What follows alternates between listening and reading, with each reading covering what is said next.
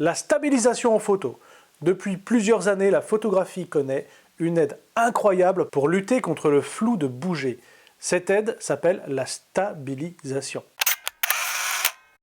Je m'appelle Yann Mathias, je suis maître artisan photographe et enseignant en photo. Je me suis spécialisé dans le matériel Leica, par affinité, mais tous les jours, je donne des cours sur l'ensemble des marques d'appareils photo. Je vous laisse découvrir, si vous souhaitez aller plus loin que ces vidéos sur YouTube, mes masterclass en vidéo et mon club photo en ligne.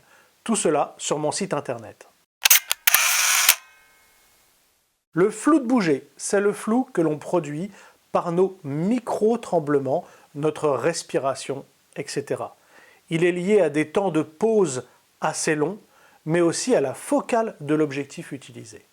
Par exemple, il n'est pas rare d'avoir du flou de bouger sur un 500 mm pour des vitesses plus lentes que le 1/500e de seconde, c'est-à-dire un 250e, 1/125e de seconde. Pour un 50 mm, par exemple, vous risquez le flou de bouger à des vitesses plus basses que le 1/60e de seconde. Alors attention, toutes les focales mentionnées sont des focales pour 24-36. Si vous êtes en APS-C, il faudra multiplier ces valeurs par 1,5. C'est-à-dire qu'un 200 mm, par exemple, sur un capteur APS-C, si on multiplie par 1,5, c'est-à-dire 200 multiplié par 1,5, donne 300. Donc ça veut dire que votre 200 mm cadrera comme un 300 mm sur un capteur APS-C, alors qu'il cadrera en 200 mm, puisque c'est un 200 mm, en 24-36. Si vous êtes sur un micro 4 tiers, vous aurez, votre 500 mm ne sera pas un 500 mm, mais sera un 1000 mm. Et là, même au 1/500e de seconde, vous aurez un flou de bouger. Le minimum sera d'avoir en général, on dit qu'il faut 1 sur la focale utilisée. C'est-à-dire là, 1000, donc sera sur 1 sur 1000, 1 millième de seconde, pour éviter le flou de bouger. J'ai toujours l'habitude de mettre un peu plus, et là, par exemple, je dirais 1 1500e de seconde. Alors, plus le nombre de pixels est important, plus le flou de bouger apparaîtra également. Par exemple, pour un capteur de 48 millions de pixels, et toujours une focale de 500 mm, on parle en 24-36, sans stabilisateur, je multiplie par 2 la focale, c'est-à-dire 1000, et donc je ne descends pas en dessous du 1 millième de seconde. Mais chacun doit s'exercer, car nous ne sommes pas tous égaux devant le flou de bouger. Revenons donc au stabilisateur, puisqu'il est question de stabilisateur dans cette vidéo. Il existe plusieurs types de stabilisation, chacune ayant des caractéristiques et des avantages spécifiques. Il y a la stabilisation optique de l'image, OIS, Optical Image Stabilization. J'ai réussi. La stabilisation optique. Donc c'est une technologie que l'on trouve dans l'objectif ou très proche du capteur. Ce sont des lentilles mobiles qui se déplacent pour compenser les mouvements involontaires de la personne qui fait les photos, du photographe. Les gyroscopes détectent nos mouvements et les lentilles ajustent leur position pour compenser toutes ces vibrations. Alors, ce système a de nombreux avantages, déjà la stabilisation, mais il est efficace dans les conditions de faible luminosité. Ça fonctionne pour la photo et la vidéo. Par exemple, c'est le système utilisé chez Canon pour le système IS, chez Nikon le VR et pour Sony l'OSS. Après, on peut trouver une stabilisation mécanique du capteur, ce qu'on appelle IBIS, In Body Image Stabilization.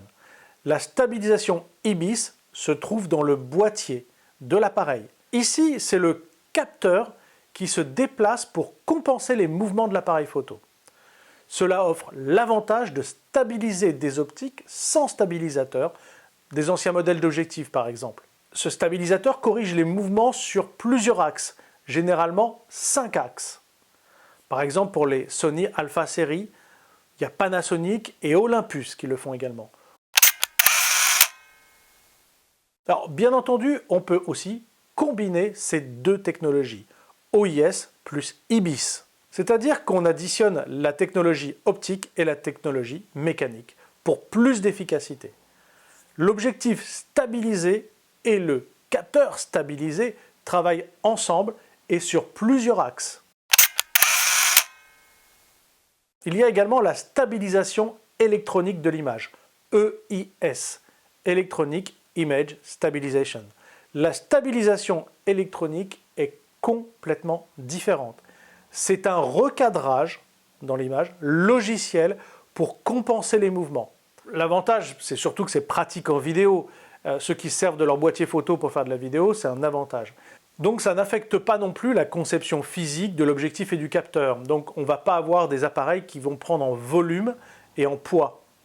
Alors il y a plusieurs inconvénients, ça réduit bien entendu comme ça croppe, ça recadre la définition, on a une perte d'une partie de l'image. C'est ce que l'on a sur les caméras GoPro et de nombreux smartphones. Et ce n'est pas toujours aussi efficace, vraiment dans les grandes amplitudes, qu'une stabilisation mécanique ou optique. Cette stabilisation est aussi utilisée, par exemple, en post-production, si vous faites de la vidéo, par des logiciels de montage comme Adobe Premiere, Final Cut Pro, où là, finalement, si vous n'avez pas eu de stabilisation au moment où vous faites de la vidéo, il va recadrer dans l'image, il va analyser la scène et faire en sorte qu'il y ait une stabilisation qui suive, a contrario, le mouvement pour que vous ayez une image sans à-coups, une image sans vibration. Alors bien entendu, c'est utile quand aucune stabilisation matérielle n'est disponible. Voilà. Alors les inconvénients, c'est que ça peut créer des artefacts ou réduire la qualité vraiment de l'image.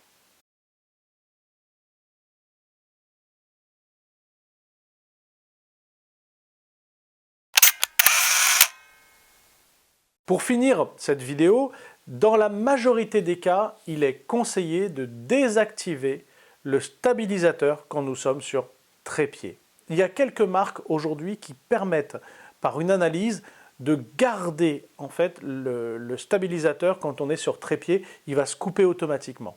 Et en conclusion, vous l'avez compris, chaque système a ses avantages et ses inconvénients.